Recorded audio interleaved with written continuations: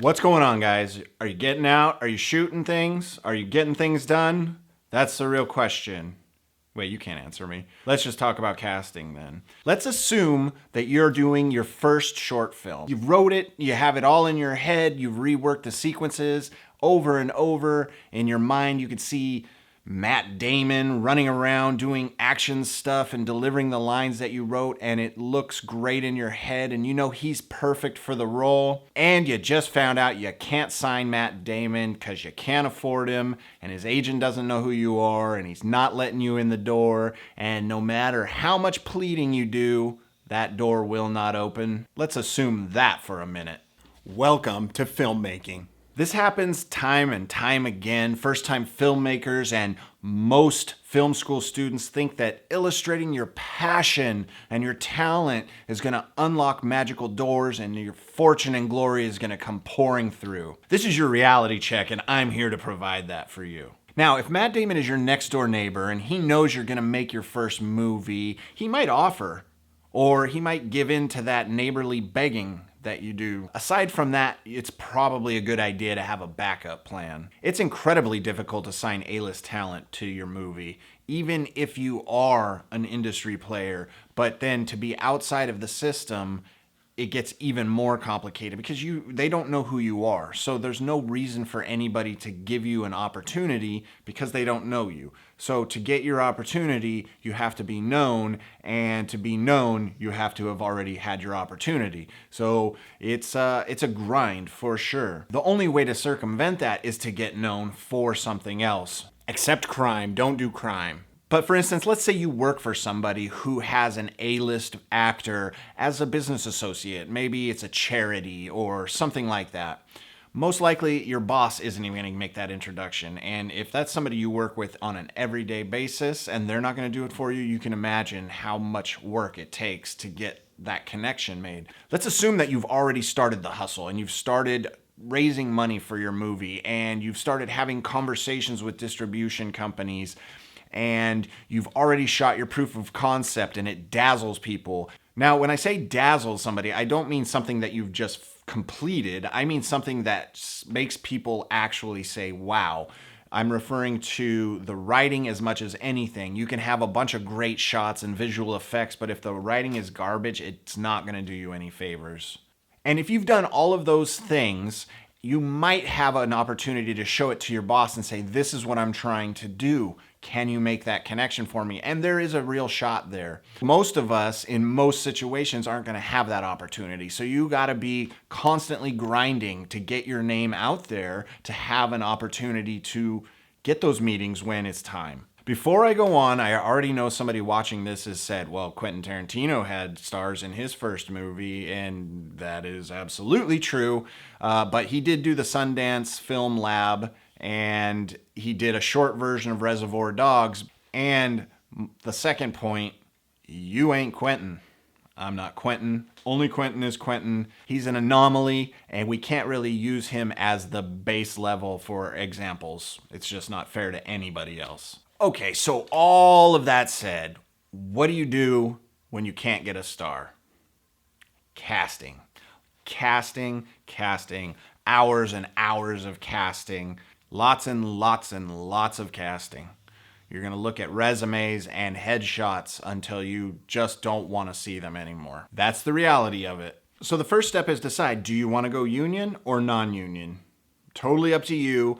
And if you do want to go union, SAG-AFTRA has an agreement that allows you to work at a ultra low new media budget level. So let's take a look at the pros and cons of going union versus not going union. We'll start with the cons. There is a little extra work involved. There's paperwork that you have to fill out. You have to contact SAG. You have to tell them what you're doing and let them know, and then figure out what the steps are that you have to take, and they'll work with you to do it. There is the additional cost of workers' comp. You should always have that anyway, but you definitely have to have it if you're doing a SAG agreement. So let's take a look at some of the pros of working with the union. Obviously, you have professional actors, and these actors have at least enough exposure to the professional industry to have made it into the union. And secondarily, a lot of actors have large social media followings, which is great for you because if the actor helps promote your movie, that's their whole entire fan base becomes your audience, and that's good for both of you. Now, this is not just a Los Angeles thing. It really doesn't matter where you are. Most major cities have at least one casting agency, and if they don't in the city you're in, look in the major metro area. There will definitely be somebody, because a lot of movies and videos, corporate and industrial, get shot in places all over the country, and they can't always fly actors in and out. So there are resources for you to use. You just have to look them up and find them. But remember, if you do go through a casting agency, there is a cost associated with it. So you have to weigh that cost against your budget and see where it falls. Your other option would be to go non-union. And if you live in Los Angeles and you post a casting call on Craigslist, for example, your email will be flooded with resumes and headshots. But don't discount a non-union actor as less than. There are some incredibly talented, well-trained actors that just haven't had the opportunity to do the work that gets them into the union. People get into acting at different points of their lives, from babies who don't really decide to, all the way to senior citizens who are looking for something to do with their retirement lives. Storytelling requires all types to give an honest reflection of real life. I've done movies, both short and feature, both union and non-union. Some were partially union with a SAG-AFTRA agreement and the rest non-union. But in a situation like this where you have sort of that hybrid partial union, if you can get a star, you're going to need to sign up with SAG. Matt Damon's not just going to show up. Matt Damon might, he's pretty cool, but I don't know. Generally, you're going to have to get your SAG agreement in that case, even if you keep your crew small and non-union. And then that means all the other actors in there will then have an opportunity, which we'll talk about more when we get into a union video. But let's get back to casting. The key to casting is to find somebody with a lot of charisma, whether they're doing something that's just standing up and talking to the camera, not unlike this, or they're doing, oh, there's an airplane. I forgot to shut down the tower. Or they're actually acting in your movie. During the casting process, you're going to view a lot of resumes and as many self-tape auditions as possible. A self-tape audition is when somebody records themselves reading the lines that you provide to help you determine if you'd like to see more from them. You whittle it down that list so you get to the last few. Hi, my name is Steve Everson, and I'm reading for the part of Guy in Bar number 3. Now, you may have heard the term callbacks. These are second and third auditions or job interviews to make sure that the casting reflects the best possible effort to find the appropriate actor for each role. I'll say that again. To make sure that the casting reflects the best possible effort to find the appropriate actor for the role. And no matter what level of filmmaking you're at, a key aspect to casting is to find someone with whom you can create a good working relationship. Because if things go well for both of you, you've already got somebody that you can turn to when you make your next movie. It's a situation where everybody gets lifted up when they all work together. I mean, after all, filmmaking is all about collaboration.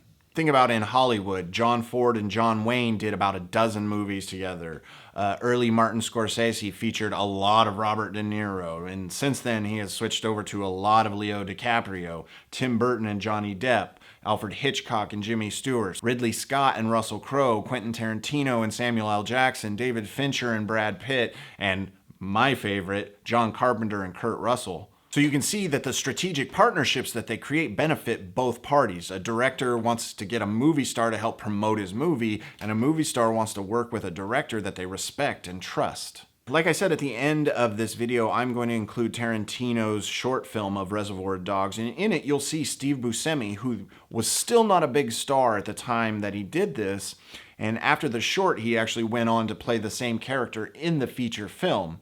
He had a small role also in Pulp Fiction as the Buddy Holly waiter. Sadly, there hasn't been too much with them since, fingers crossed. So while it's a good idea to have a particular actor in mind when you're writing, because it gives you an idea of their delivery and a face in your head to just put to your character, you should also know that the script may have to have some rewrites because you thought you were looking for the Matt Damon type when you started your auditions, but actually going forward you realize, I want a female lead for this character, or whatever it might be. You can never tell. Like I said earlier, the goal is to find someone with who you can have a great working relationship so that your careers grow at the same rate, the same time. That person helps you, you help that person. So that's it. Get out there and make a movie. Cast your little brother. Upload it to YouTube. I'll watch it. That's the least I can do. You guys watch these. There you go. Be sure to like, subscribe, share, and keep watching because, like I said, I've included the short film and it's going to start in 5, 4, 3, 2, beep.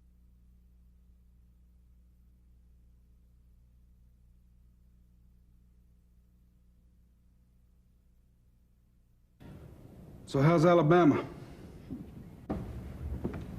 Tell you the truth, Joe, me and Bam are busting up. Oh, Jesus Christ, Larry. I'm sorry.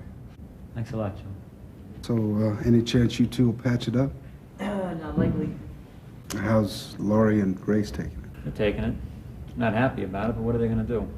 We got them up at a private school now, so we'll deal with it big time come Easter. Enough of this bad stuff. Let's talk some nice stuff. Heard you tied the knot with some gorgeous gal. Oh, yeah. Tammy is gorgeous. She's fucking beautiful. If she's from Arkansas? Tennessee. Knoxville, Tennessee. She used to be a regular on Hee Haw. You know, that country show with all those fucking... I know what Hee Haw is. So why'd you get married? What do you think? I love her. Pretty silly for an old fart like me, huh? It's kind of silly. It's kind of cute, too. You know what else is pretty silly? She loves me back. Now, I know you don't want to believe that. I don't give a damn because I know she does. You know what else she's got me doing, Larry? Reading books. She'll read something, she'll come to me and she'll say, Joe, in that funny accent of hers, you know, it sounds like little Abner. She'll say, Joe, I just read this book and it's really good. Now I want you to read it because I want to talk with you about it. If I know what's good for me, I better read it. You ever read that? No. Tammy loves Sylvia Plath. I'm not so sure myself. She killed herself, you know. Tammy? No, asshole. Plath, the woman who wrote the goddamn book. Look, I know everybody thinks I'm a chump, but they're wrong and I'm right. Huh? Now, I know how she feels about me, and I know how she makes me feel when I'm with her. Plath? Come on, Joe, I'm kidding around. Hey, what's hard to believe? You're a lovable guy. In fact, I'd go so far as to describe you as a catch. Yeah, well, you keep needling me, Weisenheimer, and you're gonna meet Mr. Boot. We've met. Mr. Butt wants to stay as far away as possible. Explain the telegram. It's a 5-man job. Busting in and busting out of the diamond wholesalers. Can you move the ice? I don't know, nobody moves ice. That's not a problem. I got guys waiting for it. What happened to Marcellus Spivey? I thought he always melted your ice for you. Spivey, he's doing 20 years at Susanville. What for? Bad luck. What's the exposure like? It's 2 minutes tops. But it's a tough 2 minutes. Daylight during business hours, dealing with a crowd. How many employees? Around 20. Security's pretty lax. They're almost always dealing in boxes, you know, rough, uncut stones that they get from the syndicate. On a certain day, this wholesaler's getting in a big shipment of polished stones from Israel. But they're like a way station. They're going to be picked up and sent out the next day to Hamburg. No, they're not.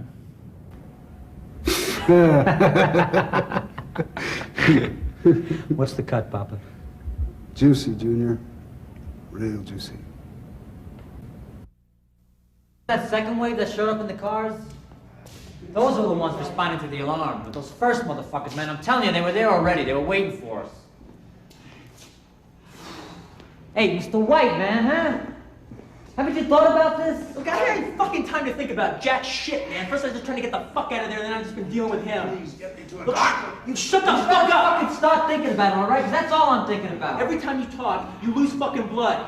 I'm gonna fucking leave you if you don't just stop, if you don't Man, shut whoever up. set us up, man, knows about this place. You hear what I'm saying? There could be cops right now on their way here. Would you Fast. shut the fuck up, motor mouth? You're freaking this guy Hey, out. I'm freaked out, okay? Look, let's take it in the other room. Let's take it in the other fucking room. No, hey. I told you to be quiet. Every time you talk, you lose blood. Now I'm gonna leave so you don't fucking talk to anybody. You got that? Okay, all right. Now I'm gonna be in the other room. Fuck You am I just doing? chill the fuck out.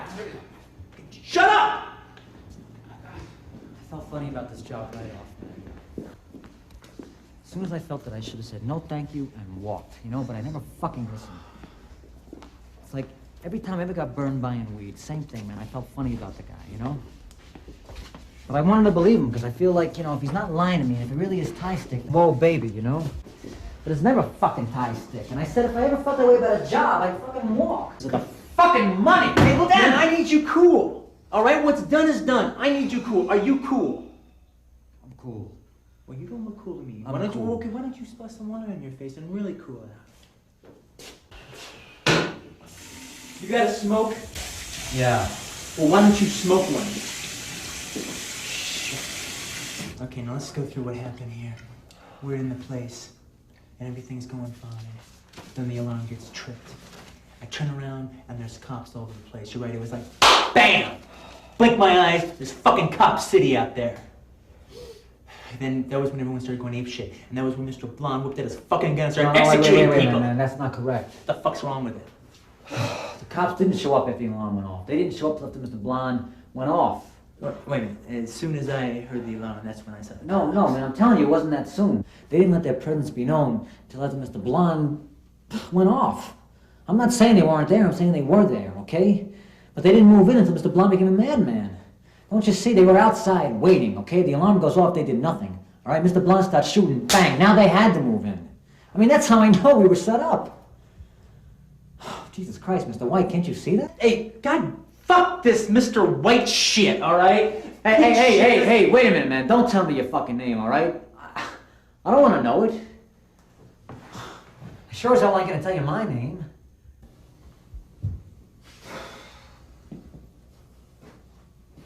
You're right. This is bad. This is really, really bad. How the hell did you get out? Shot my way out. I mean, everybody was shooting, so I just blasted my way out of there.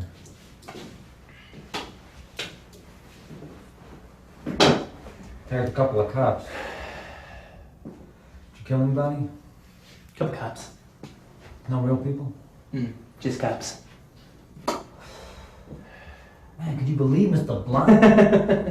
Those are the most insane fucking things I've ever seen. What the fuck was Joe thinking about when he hired that guy? Huh? I mean, I don't want to kill anybody, you know? Mm-hmm. But if I gotta get out that door and you're standing in my way, okay, one way or the other, you're gonna get out of my way. You're gonna get it out of the way. I think that's how I think about it. A choice between knocking down some stupid motherfucker in my way and doing 10 years ain't no choice at all. Yeah, but I ain't a fucking madman. Why did you hire that guy? I mean, you can't work with a motherfucker like that. A motherfucker like that is unstable. What do you think happened, man? I mean, what do you think really happened? Do you think he panicked? You think he's trigger happy? What? I think he's a sick fucking maniac. You know, I mean, we're goddamn awful lucky we didn't get tagged when he was doing his cowboy shit. I mean, I came this close to taking his ass out myself, you know? I mean, everybody panics, okay? I mean, things get tense like that. Yeah, you panic.